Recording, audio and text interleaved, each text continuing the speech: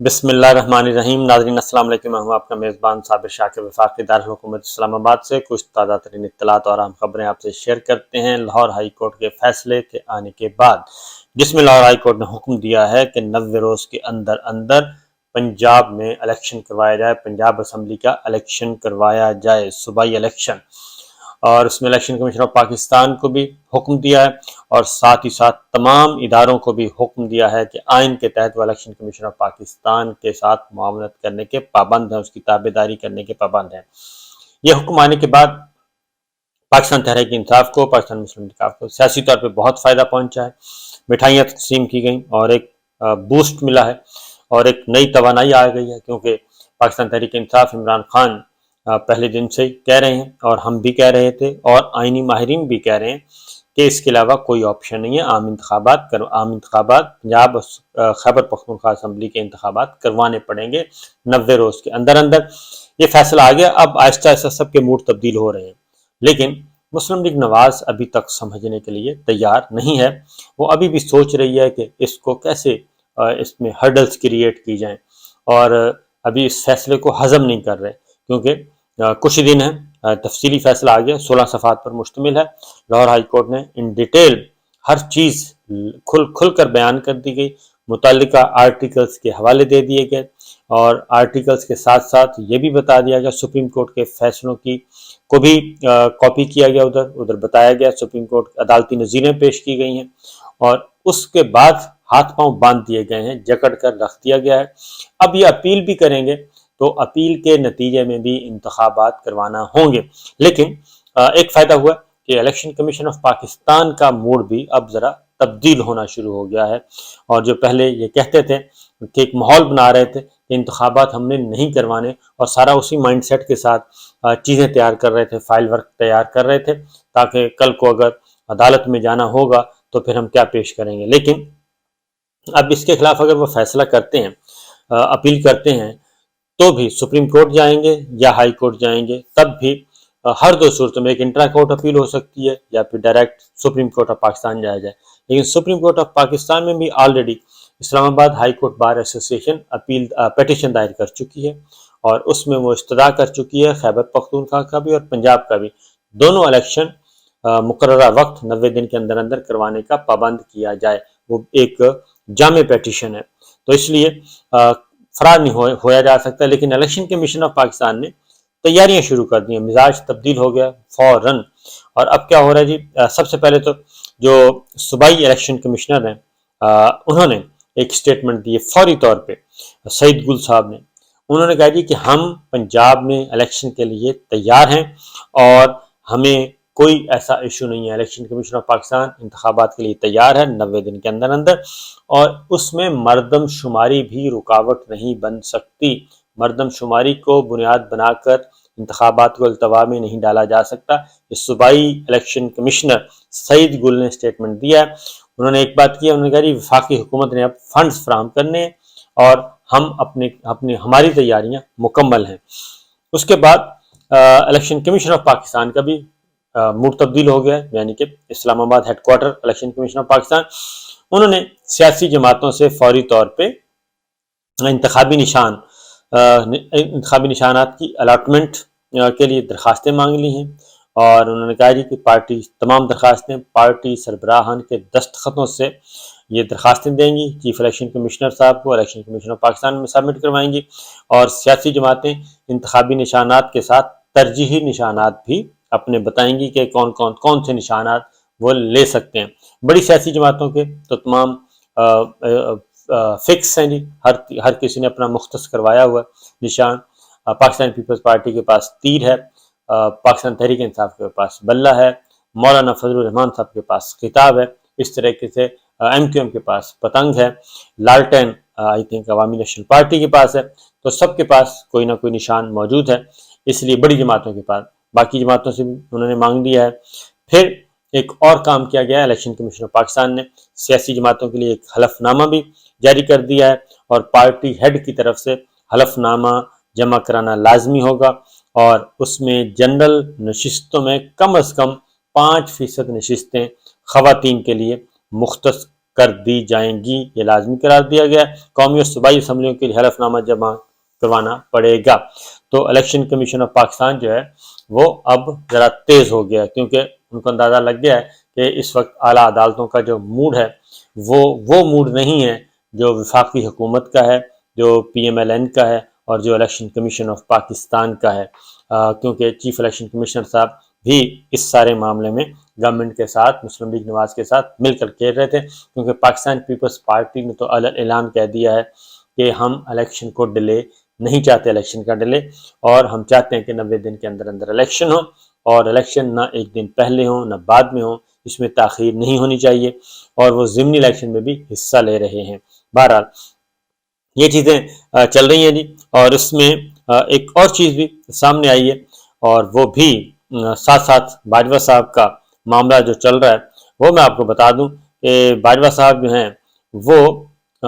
रोज़ाना कोई ना कोई मामला खड़ा कर देते हैं, और अब इत्तलाआत ये आ रही हैं कि वज़ीर ख़ज़ाना, साबिक़ वज़ीर ख़ज़ाना शौकत तरीन साहब ने भी जावेद चौधरी साहब का जो कॉलम था, जिसमें कमर जावेद बाजवा साहब ने जो कुछ फरमाया था और जो कुछ रिपोर्ट किया था जावेद चौधरी साहब ने शौकत तरीन साहब के हक की हद तक, तो वो सारे का सारा उन्होंने रिजेक्ट कर दिया, और उन्होंने कहा ये मज़ाह का खेज़ है, इसमें कोई हकीकत नहीं है जो कुछ बाजवा साहब ने कहा। और ना ही उन्होंने कहा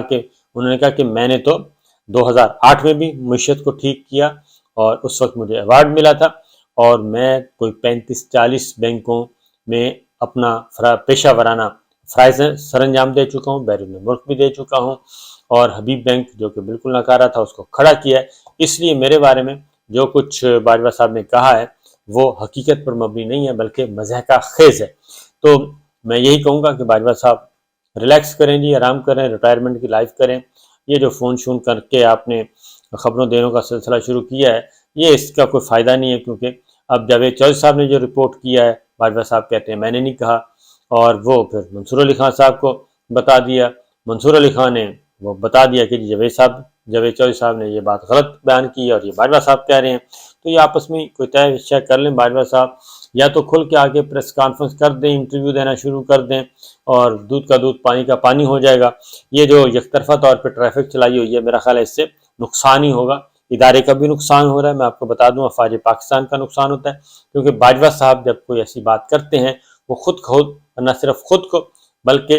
आर्मी चीफ के ओहदे को मुतनाज़ा करने की कोशिश करते हैं, अफवाज पाकिस्तान के किरदार को मुतनाज़ा करने की कोशिश करते हैं। उनके इंडिविजुअल फैसले थे, इंडिविजुअल फैसलों का मुहासबा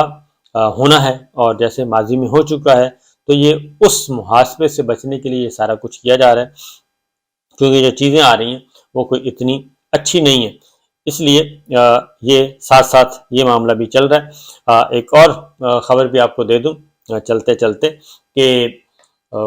IMF के साथ मुज़ाकरात बिल्कुल फ्लॉप हो चुके हैं। अभी तक ये जो बात की गई थी ना कि IMF के साथ मुज़ाकरात कामयाब हो गए हैं, और नवीद सुनाई, खुशखबरी सुनाई बड़ी कि इसहाक डार साहब ने भी और बाकी सब ने भी, तो हकीकत ये है कि IMF की तरफ से एक पूरे का पूरा रोड मैप, एक मुतालबात की एक फहरिस्त दे दी गई है। उन्होंने कहा है कि ये काम आप करें, और ये काम जो करने वाले हैं उसके नतीजे में 170 अरब रुपए के टैक्स लगने हैं नए, वो 170 अरब रुपए के टैक्स लगाएं और मिनी बजट लेके आएँ और इम्प्लीमेंट करें। उन्होंने मुतालबात की एक फहरिस्त पेश की है, उन मुतालबात को पूरा करेंगे तो ही बात आगे बढ़ेगी, मुज़ाकरात आगे बढ़ेंगे। एक तरफ कहा जा रहा है कि जी मुज़ाकरात कामयाब हो गए, खुशखबरी सुना दी, शहबाज शरीफ साहब से मुलाकात होगी प्राइम मिनिस्टर से, लेकिन अगले ही लम्हे कहा जा रहा है कि वर्चुअल मुज़ाकरात कुछ दिनों के बाद शुरू होंगे, और फलां चीज़ जो है वो वाशिंगटन से कंफर्म होगी, और फलां मामला फलां फैसले वाशिंगटन जाके होंगे। तो ये जो सारी बातें की जा रही हैं, हकीकत यह है कि 170 अरब रुपए के नए टैक्स लग रहे हैं, मिनी बजट आ रहा है, और उसके बाद IMF जो है जब ये चीज़ें हो जाएंगी उसके बाद IMF दोबारा बात करेगा, और फिर आपको वो $1 अरब जो हैं आप लेना चाह रहे हैं वो $1 अरब तब मिलेगा। इसलिए कौम को गुमराह नहीं करना चाहिए और सही बात करनी चाहिए। और मिफ्ता इस्माइल साहब ने اسحاق ڈار صاحب کو دھو کر رکھ دیا ہے، اور انہوں نے کہا ہے کہ یہ جھوٹی انا، اسحاق ڈار صاحب کی جھوٹی انا، ایگو اور غلط فیصلوں نے اور ضد نے ملک کی معیشت کا بیڑا غرق کر دیا ہے، اور انڈسٹری بند ہو گئی، اور امپورٹ ایکسپورٹ عدم توازن کا شکار ہوا، اور ڈالر کا کرائسس پیدا ہوا۔ یہ سارے کا سارا انہوں نے کہا اسحاق ڈار صاحب نے کی وجہ سے ہوا ہے۔ تو بہرحال جی چیزیں ساری اس طرح کی چل رہی ہیں۔ شیخ رشید صاحب ڈیالہ جیل میں، ان کو اجازت مل گئی ہے، آج وہ انہیں پیش کیا گیا اور سیکروٹنی کے لیے، اور سیکروٹنی امیدوار کیونکہ وہ الیکشن لڑ رہے ہیں، ضمنی الیکشن ہو رہا ہے قومی اسمبلی کے حلقہ سے، راولپنڈی سے وہ لڑ رہے ہیں، اور اس کے لیے ان کو امیدوار کو سیکروٹنی کے لیے آنا پڑتا ہے، اس کی اجازت عدالت نے دے دی تھی، تو ڈیالہ جیل سے ان کو آج پیش کیا گیا۔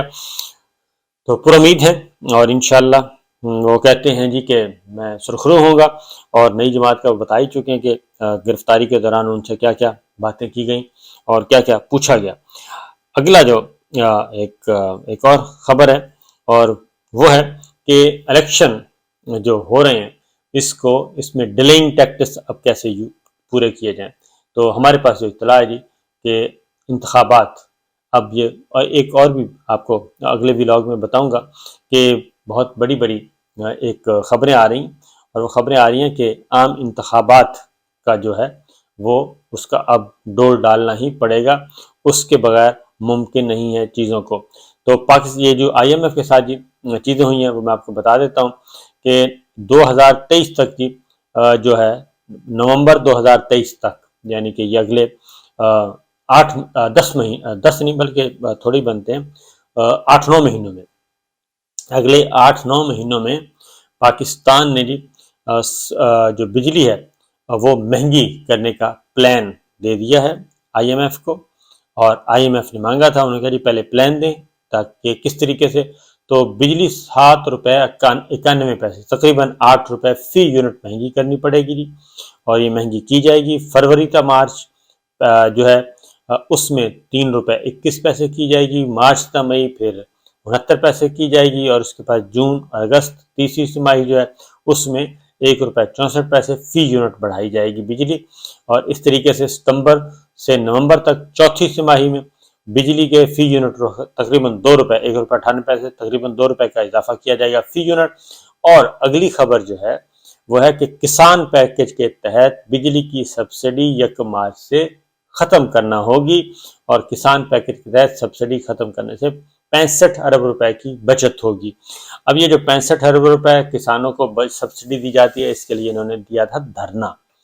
اور دھرنے کے نتیجے میں احتجاج کیا تھا، اس کے احتجاج کے نتیجے میں مذاکرات ہوئے تو یہ سبسڈی دی گئی تھی زراعت کو، تو وہ زراعت کی سبسڈی واپس لی جائے گی۔ اگر یہ زراعت کی سبسڈی واپس لی جاتی ہے تو اگین کسان احتجاج کریں گے، اور اگر ان کا یہ مطالبہ پورا نہیں کرنا تو پھر اجناس کی قیمت بڑھانی پڑے گی، یعنی جو بنیادی قیمت ہے قوت خریدنے کی، گندم ہے، کپاس ہے، مکئی ہے، بعض دیگر چیزیں، ان کی قیمت بڑھانی پڑے گی، ادروائز کسان جو ہے وہ کہتے ہیں کہ ہمیں سوٹ نہیں کرتا، اور حقیقت بھی یہی ہے، کھادیں بہت مہنگی ہو گئی ہیں، اور باقی بیج بہت مہنگا ہوا ہے، جو ادویات استعمال ہوتی ہیں پیسٹیسائڈ وہ بہت مہنگی ہو گئی ہیں، یہ سارے کا سارا۔ اس کے علاوہ جو فیول جو ہے اس کی بھی کڑی شرائط ہیں، اور صارفین سے مزید 35 ارب روپے جمع کیے جائیں گے جی، مارچ سے نومبر تک 35 ارب روپے وہ لگنا ہے، اور فیول چارج ایڈجسٹمنٹ کی مد میں 14 ارب روپے سیل ٹیکس کی مد میں جمع کرنے ہوں گے۔ تو یہ ایک ڈیٹیل ساری بات ہے جی، اور ایک نیا طوفان آنے والا ہے۔ تو یہ ہے اب تک کی صورتحال۔ تو الیکشن ہو رہے ہیں، میں آپ کو بتا دوں کہ الیکشن کو شاید یہ نہ روک سکیں، اور الیکشن اب کروانے ہی پڑیں گے، اور دیکھتے ہیں آگے کیا ہوتا ہے جی۔ اجازت دیجیے، اللہ حافظ۔